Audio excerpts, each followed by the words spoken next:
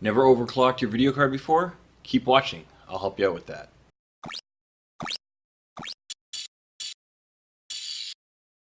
This is part 2 of my Overclocking for Beginners series, how to overclock your video card easily and safely.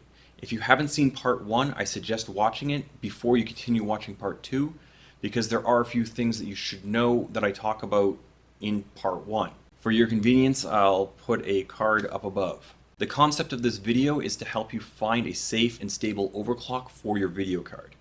Meaning, I won't be playing with the voltages in this video. Now before we start overclocking, if this is the first time you're overclocking, I suggest watching the entire video before you start playing around with things, just so that you have a better understanding of what to expect. Just an FYI, overclocking can be a fairly long process, so making sure you can set aside enough time before you start overclocking your system would be a really good idea. I'll be speeding up the video wherever I can to make sure that the video is as short as possible. Okay, so let's start. We should first determine the baseline of our video card. The reason for doing this is so that we can directly measure how much extra performance we're getting from the overclock. Now, how do we do this? We're going to need some benchmarking tools. I recommend starting with Unigine, mainly because it's free and that it can run in a loop. Doing this makes determining your max GPU temperature much easier. I'll also be using MSI Afterburner. I would also recommend, if you can, testing a few games that have built-in benchmarks. Okay, just a quick overview of MSI Afterburner. The Properties button. From within the properties, you can adjust most anything. I recommend under the General Properties, start with Windows and start Minimized. For my fans, I set up a custom fan profile. I'll show you how to do this in a bit. MSI Afterburner lets you have an in-game overlay with the help of Rivia Tuner. Rivia Tuner is in the installation package of MSI Afterburner. So under the monitoring tab, you can select what you want to monitor. I'm going to remove some of these so that it's not as complicated. Under the monitoring tab, there are two columns, the MSI Afterburner dashboard, and the other one is for the on-screen display. The little check mark, if the check mark is highlighted, it means that it will be on the MSI Afterburner overlay. And to have it show up on the on-screen display, you then need to click Show in On-Screen Display. I'm going to remove some of these so that they don't show up on the MSI Afterburner overlay. So it'll be a little bit easier to read and understand. Now under the on-screen display tab, there is an option to have you be able to toggle the on-screen display on and off by using a custom key binding. I personally do not use the benchmark tab, the screen capture tab, or the video capture tab. I am going to jump over to the user interface tab and increase the scale of the MSI Afterburner user interface, just so that it would be a little easier for you guys to follow along. So if you do make any changes, hit apply and then OK. Now I'm going to hit the little detach button.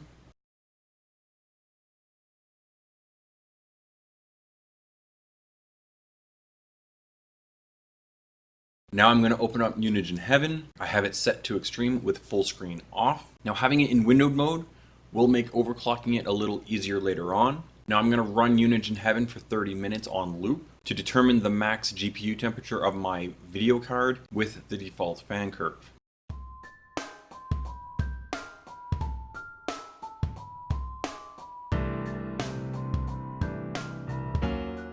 A few moments later. Okay, I think that's close enough to 30 minutes. And the GPU temperature only went up to max of 74 degrees Celsius. And that's in an ambient temperature of, I think, 23 it is right now about. Now what I'm going to do is I'm just going to actually start up the built-in benchmark within Heaven and then see what I can score with the GPU already being heatsink. So I'm not going to stop this, I'm just going to go straight into the benchmark. Now the idea of this is to figure out what you'll actually game at. Because again, if you're playing for an hour or something like that, this is the performance that you'll be getting. It's not off of a cold GPU die. So it's a bit more realistic to what you'll actually be getting in real world gaming.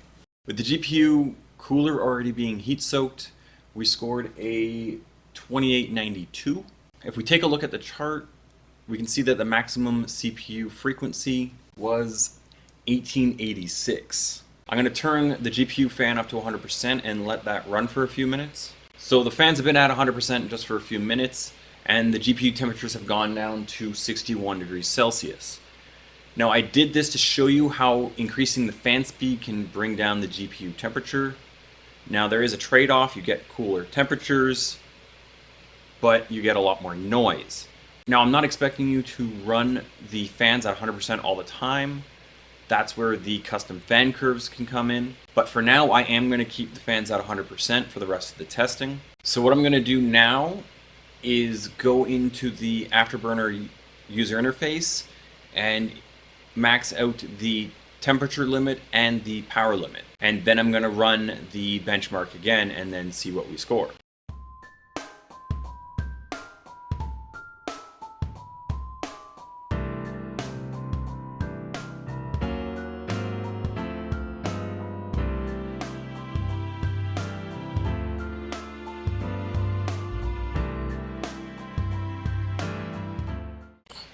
Okay, so by increasing the power limit and the temperature limit, we got a score of 2943.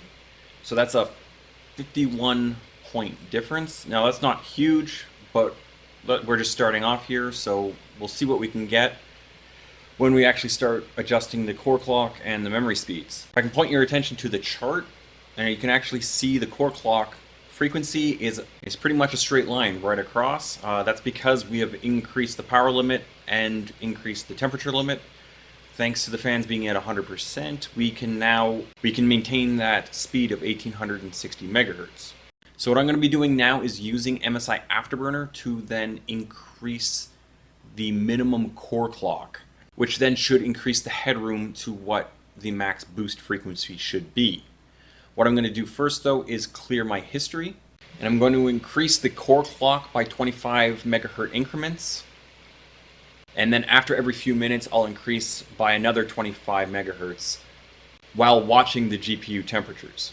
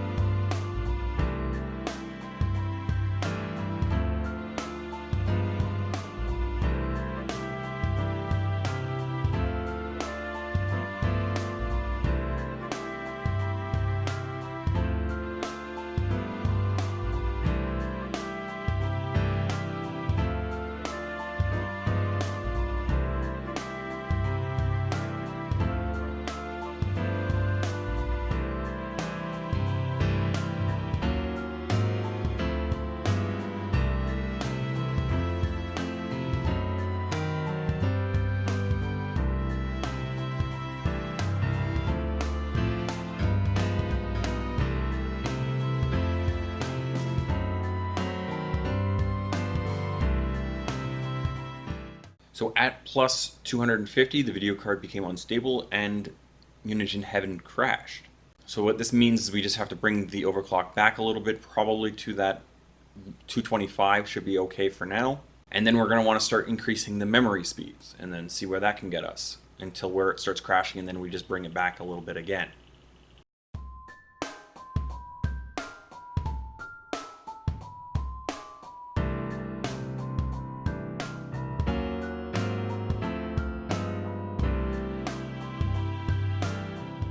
Okay, so we just had another crash. I don't think that was the memory, because I know the memory can go, for me personally on this video card, I know the memory can go a bit higher. So what I'm going to try to do is actually bring down the core clock a little bit more and then continue trying to overclock the memory. Because once you get the core clock to a certain point and start bringing up the memory, the core clock can then become unstable because the amount of interference there would be between them. Yeah, sure, let's use the word interference for a simplistic point. So just the actual more heat is being created will then cause the core clock to become slightly unstable and then just crash the program. So I'm just going to bring down the core clock down to 200 and then keep increasing the memory speed.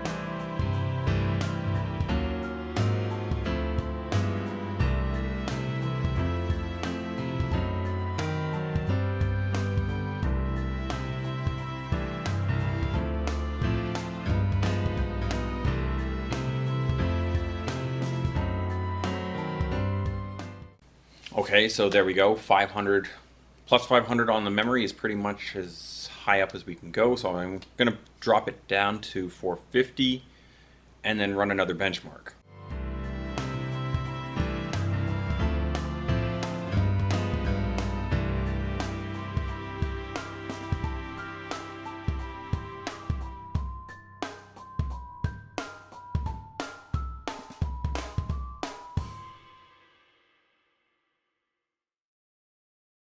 So now with the core clock and the memory overclocked, we scored, or I scored a 3211, which is 200 and just a little under 270 points higher than the last one, which was then 50 points or so. So we've gotten, 320 points higher in this particular benchmark, which is actually a fair bit. So it's 11% faster, which is pretty decent all in all.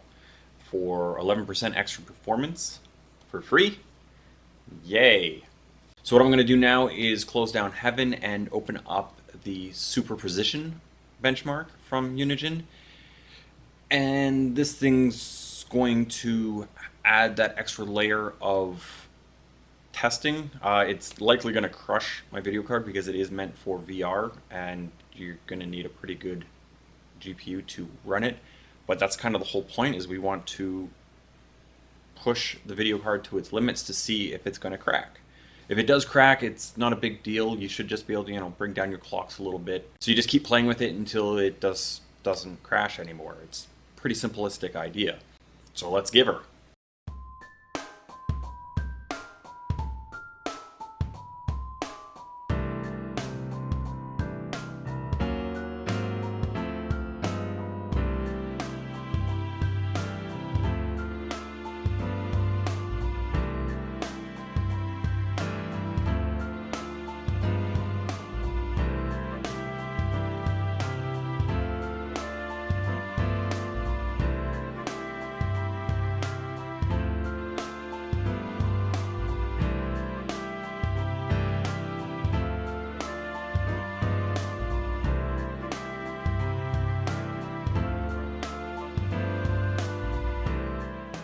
So once you actually think you have a stable overclock, the next step would be to set your custom fan profile. I'm going to jump back over into MSI Afterburner and try to explain it to you. So each dot represents a different level. Okay, so you can either use your mouse to move around the dots, or you can click on the dot and then use your arrow keys. Now it's typically a good idea to not let your GPU get over around 80 degrees Celsius. So I have my fan curve maxing out at about 75 degrees Celsius, and that has the fans going to 95%. So the cooling performance between 90 and 100% is quite minimal, but the decibel increase is typically quite a bit. So the idea would be somewhere around to keep within that 90% fan speed while not letting your GPU go above 80 degrees Celsius. So depending on what your heat limitations are and what the fans on your video card are, this will dictate really how hot your GPU will be. So the way you can make more dots by just clicking on the line, leveling, or you can make it a very precise curve. Now, depending on your GPU, you might actually be able to have it go silent and then turn on at a certain temperature. I do prefer having my fan spinning all the time. I typically have it at a very low setting. I have it set to 25%, and that's just to make sure that the GPU doesn't really get all that warm when it's idle. At 25% fan speed, you just don't hear the fans, so it's pretty much silent. So it really is up to you on how you want to set up your fan profile. If you don't mind the loud noise, then have it max out quite quickly, or have it just kind of gradually go up as the temperatures go up. That's entirely up to you. Well, that's all I got for this one. All the normal stuff. If you like the video, you know what to do. Click that subscribe button and the bell icon so you get notified whenever I drop a new video. Check us out on Twitter. That'd be at HardwareForGamers. And as always, thanks for watching, and see you next time.